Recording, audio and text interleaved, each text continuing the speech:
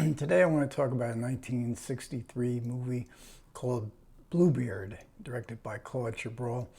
It's actually, the French title is Landru, who was a real-life serial killer during World War I in France.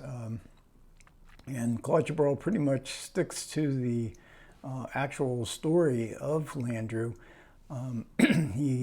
He attracted women. This was a time of war, and so the men were scarce in Paris, and he put a personal ad in the newspaper, and he meets all these women, judges whether they're worth pursuing, how much money they have, and as a serial killer, he gets them to sign money over to him, possessions over to him, and then he does away with them. And which is what Landru did. Now, I think he was tried on maybe 10 to 12 different women, but it's suspected he might have actually done more as part of his plan. And the ultimate part of his plan, he brought them to his house in the country. The movie is Landru and his victims live in Paris, and it's not known how he killed them, but he definitely burned them. Which created quite a stench in his neighborhood. And in real life, they actually, the neighbors, remarked on it later, but nobody thought to investigate it. It's a very odd movie. It's all Claude Chabrol's movies. They seem on the surface, they seem like every other movie, but there's an oddness to them, a distancing to them. He distanced the audience with some strange comedy here, Keystone Cops, and exaggerated makeup. Charles Denner, who plays Landru, if you look up what Landru actually looked like on Wikipedia, Charles Denner is made up to look just like him, but it looks artificial. He had one of these beards that sticks out straight, and the eyebrows and the bald head. It doesn't really detract for me, because I like Chabrol's movies and he's very prolific. This is an early film some of these early films are being resurrected. Pre his golden age from La Biche on to maybe 1975, 68 to 75, none of which I don't think are on Blu-ray. There must be some sort of rights issues. But, and what Chabrol doesn't do is he doesn't give you psychological explanations, what makes Landru tick. There's no Freudian explanations as you might find in a Hitchcock movie. And you wonder, what did the women see in this man? But he didn't have any particular good looks, the real life Landru. And he isn't even very seductive. There is a hint that he gives them satisfying sexual experiences, however, which is kind of funny in itself because of he doesn't look like the type.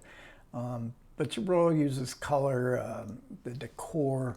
I think this is his second color film, and it's used very expressionistically. And and Landru kind of sets his own trap. And Chabrol is often compared to Hitchcock because he wrote a book on Alfred Hitchcock, but Fritz Lang is really the director, and there's no great insight of mine. I think Chabrol in interviews has said too, that Lang is the way he sets the camera, the trap. Landru sort of sets his own trap.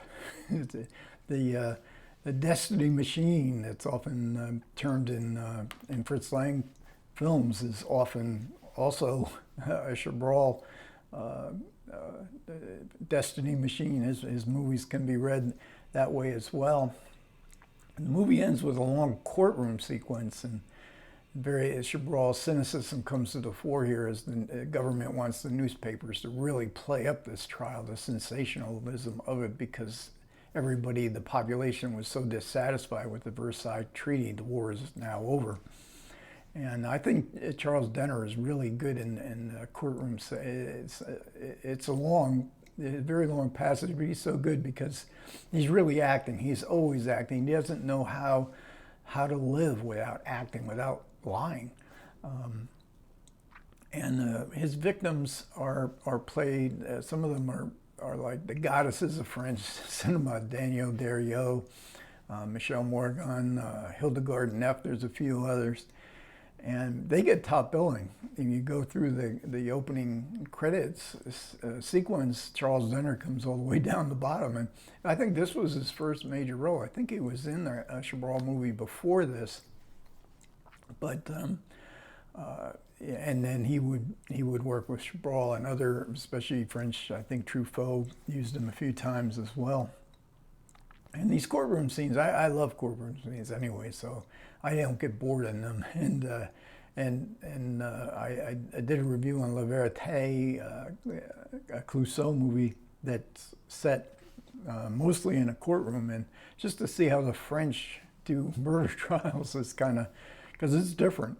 It's different than what we're used to in American movies, especially.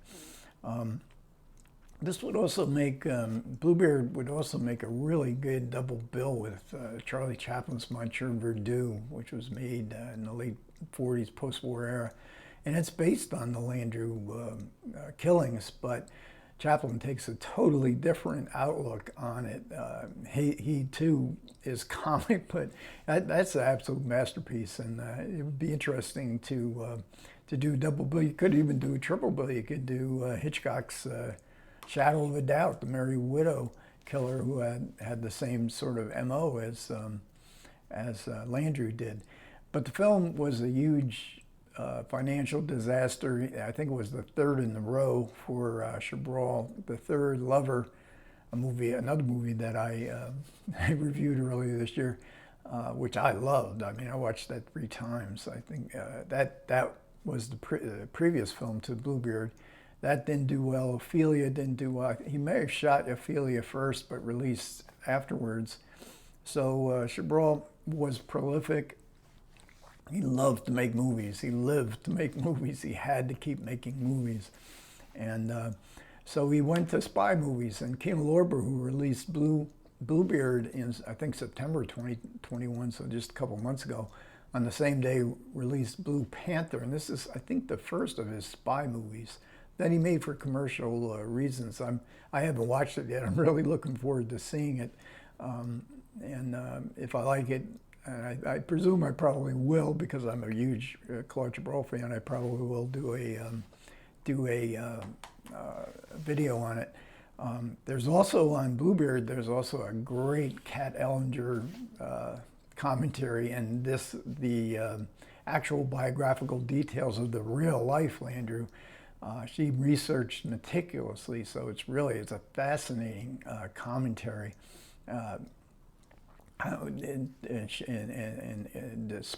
Describing how and what Chabrol took from the real life facts of the case.